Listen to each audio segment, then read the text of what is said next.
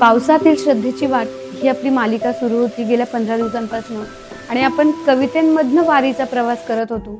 या प्रवासाला तुम्ही सर्वांनी भरभरून प्रेम दिलं त्यासाठी धन्यवाद.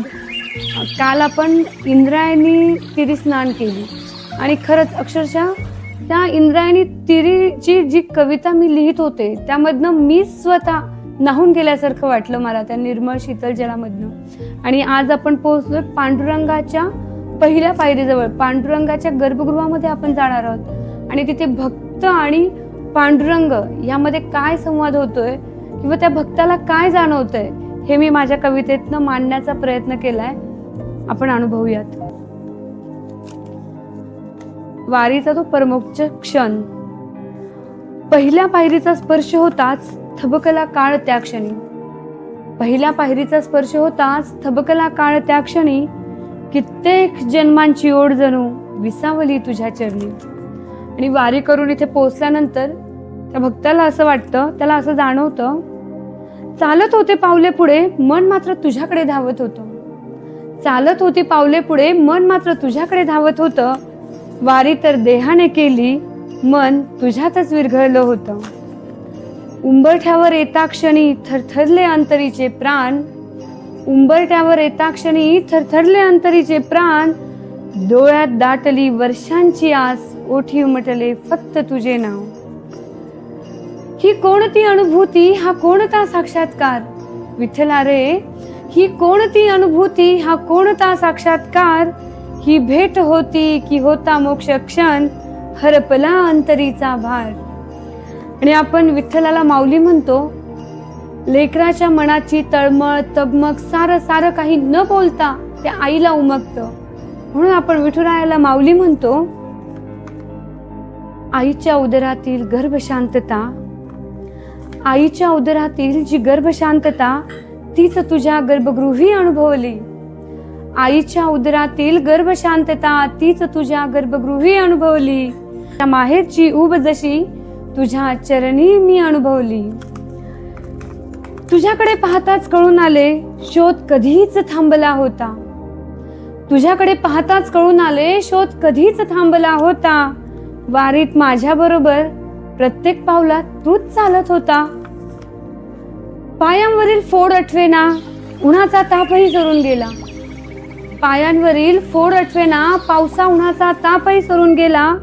तुझ्या दर्शनाच्या एका क्षणी देह सारा हरपून गेला. टाळ मृदुंग सारे सारे विरून गेले. टाळ मृदुंग सारे सारे विरून गेले. उरला फक्त हृदयाचा नाद. विठ्ठल विठ्ठल म्हणता म्हणता मीच झालो माझा संवाद. तुला पाहताच हरपून गेलो. तुला पाहताच हरपून गेलो. विरले माझे नावही तुझ्या चरणी माथा टेकताच. उरली ना ओळख मीचीही.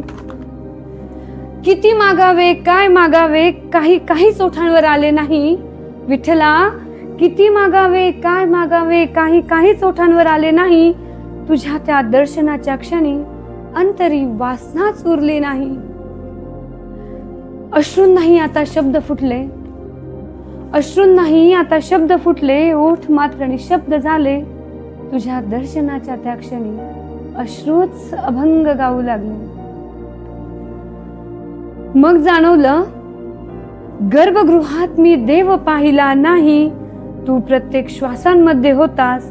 तुला अनुभवताना उमगून गेले.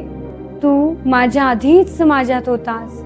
तू माझ्या आधीच माझ्यात होतास. या निशब्द क्षणी पांडुरंग म्हणतो भक्ताला, तू समजलास तू आलास. तू समजलास तू आलास. मी मात्र युगानयुगे उभा होतो. तुझ्या प्रत्येक विठ्ठल विठ्ठल मध्ये मीच तर तुला साथ घालत होतो. तुला वाटले मी उभा आहे हात ठेवून कटेवर. विठ्ठल म्हणतो तुला वाटले मी उभा आहे हात ठेवून कटेवर. तुझ्याच येण्याच्या खात्रीवर युगे सरली रे या विटेवर. तुझ्याच येण्याच्या खात्रीवर युगे सरली रे या विटेवर. आणि जेव्हा भगवंत आणि भक्त एकरूप होतात, भेट झाली त्या क्षणाला विरघळले सारे अंतर. भेट झाली त्या क्षणाला विरघळले सारे अंतर. ना भक्त उरला ना भगवंत, उरली फक्त भक्ती निरंतर. ना भक्त उरला ना भगवंत, उरली फक्त भक्ती निरंतर. माझ्या कवितेतनं आणि खरंच ही कविता मांडताना मलाच वाटलं की मी पांडुरंगाच्या समोर उभी आहे. मी प्रत्येक वारकऱ्याला नतमस्तक होते.